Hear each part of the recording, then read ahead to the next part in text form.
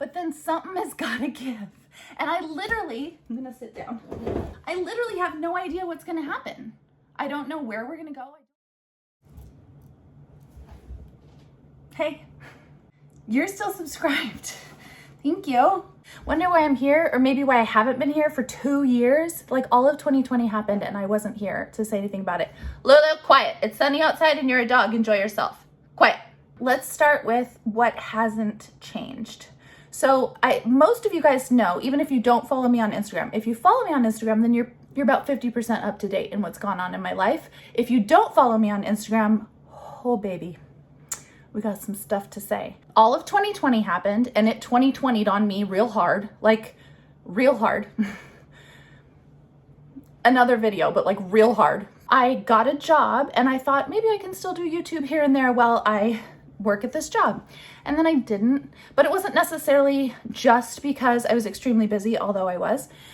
It was more because I am actually an introvert. I know that's hard to tell from social media spaces, but the longer I go without talking to someone or a vast group of internet strangers, the easier it is to just continue not. And it's really hard to crack that egg and break back into it. You know what I mean? But there's a couple of things that made me want to break back into it. And if you follow me on Instagram, then you know those things. So let's just get there. First off, let's talk about what hasn't changed. Still Marie, still dressing like a toddler. Today I'm a train conductor, apparently. Ryan got me this for Christmas and it doesn't look good wrapped in my hair. My head's too narrow. It doesn't look good that way. It does look good on our dinner table, covering bread. I like it as a bread covering. I also like it folded neatly, like in a little muffin basket, but I want to wear it sometimes. So today I'm a conductor.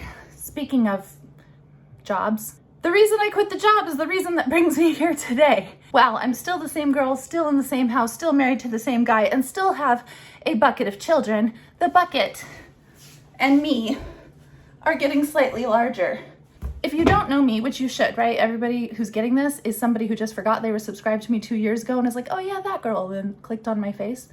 I have 3 children and I am over the age of 35 and we thought we were done for lots and lots of reasons. One being, each pregnancy I've had before has given me something called hyperemesis gravidarum. I had a whole series about this on another YouTube channel that now MTV has taken over, so my videos are down, but I think I have the raw files, so I'm wondering if I could reshare them because they were super helpful to other people who had HG. And when you have HG, your body just treats your pregnancies like you are fighting off a parasite, and the only way to survive is to purge, purge, purge. And so through my entire pregnancies, all my other ones, I lost a ton of weight. I could not eat a thing except for yogurt. I had to be on IV fluids during each one of them at different portions of time.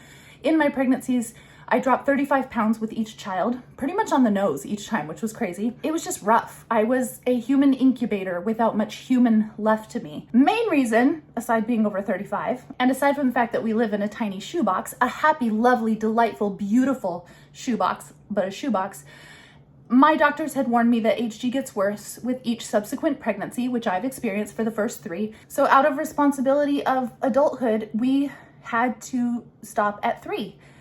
And to be honest, it broke my heart. I always wanted 4. And so it was really, really hard for me, especially when some of my friends like Christy got pregnant, and it was around the time that we had just made the ultimate decision of we absolutely cannot consider adding to our family. We need to be responsible people with the hand we've been dealt. So we were very responsible. There were situations in place to make sure that this didn't happen. This is a surprise. I was gonna say something else. I gotta watch my innuendos. We're shocked. We were shocked. And because this has happened, I've decided God must be doing something. There is more to come. I feel like this baby is the beginning of a big change in our story. And so here I am. I want to give myself an 18-month timeline and see what God does in that time, because something's got to give.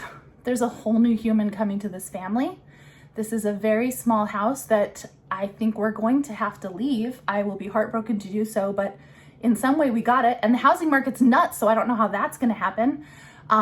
Ryan has been considering a career change, but he has absolutely no idea what direction to go or where that's gonna go or if that's gonna go anywhere. I figured this is a good place to document it all. Document the last little bit of this pregnancy and the arrival of whoever is in here, to share with you guys how we found out. Yes, we do know the sex of the baby, how we've shared with friends, all the fun things that it is to share about having a new baby, but then also, what are we gonna do? While the baby is small, it'll be okay because baby will be in our room for a while, but then something has gotta give. And I'm gonna sit down. I literally have no idea what's gonna happen. I don't know where we're gonna go. I don't have like oh, someday we'd like to live in this other neighborhood. But y'all know that my heart's desire has always been to be a pretend homesteader. I don't wanna be a real homesteader. And I know that's like the cool thing now, but I've been talking about it for 10 years on the internet, about how I just need a couple of goats in my life. I already have the chickens and the rabbits because that's what I can get away with having here in the middle of Seattle. Maybe something's gonna work out where my imaginary dream will become that much more of a reality. So I'm gonna let myself dream here. And along with that, I thought I would learn some of the homesteady things that I should know how to do. So why not set a timeline and make videos of me like faking it till I make it into the world of homesteading. Like I will make videos of me trying stuff for the first time, baking bread, canning jam, other things that self-sufficient people do. I have no idea. Dyeing wool. I thought I'd show you my first attempt at them, and you and I could see how hard or easy some of those things are as we learn how to do them together. And those of you who know how to do them can feel frustrated behind the screen or laugh at me as I attempt to do them. Also, we can learn about whoever is joining this family, which is still crazy to me. I am 8.5 months pregnant, you guys. I have 3-ish weeks left, and I have not gotten it into my head that I'm pregnant because, and this is its own video, I don't have HG this time. Can you tell? I look human. I'm alive. I'd like to make a video talking to you about the way I have experienced this pregnancy because, well, I don't have HG. I don't exactly have simple pregnancies. I also want to tell you about like all the stuff that we wandered through in the world of 2020, just because it's been tough, and I think that it's good to have a place to talk about it together. And then, assuming that we are going to have to move within this 18-month to 2-year period, I thought I would share with you every single way that we find a creative way to save or make money. I want to share every dollar from today that we're able to save for the next 18 months to 2 years. We're going to go with an 18-month check-in point, but 2-year deadline. To sum it all up, that whole Jesus take the wheel idea, I feel like has happened, and we are just now in the backseat of the car having no idea where we're going. The fact that I am not only pregnant, but alive and healthy while this pregnant, no HG, experiencing a pregnancy like I've never experienced before, blows my mind. I need to be reminded constantly that a baby is coming. I definitely am not comfortable, but I've never experienced this land of pregnancy. So I'm constantly, my friends too, like Kat and Christy are always like, you're pregnant. Just yesterday, Brittany was like, Marie, I don't know if you know, but you're pregnant. None of us can get it through our minds because it's just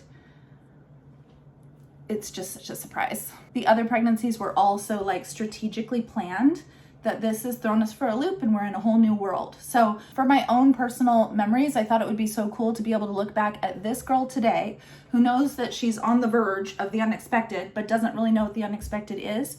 And 2 years from now, be able to look back and see the homesteading skills that I tried or attempted or possibly mastered learning how to do, and where maybe we ended up if we get relocated somewhere, and all the creative ways that we figured out how to save a buck or two for that unexpected future, whatever it is.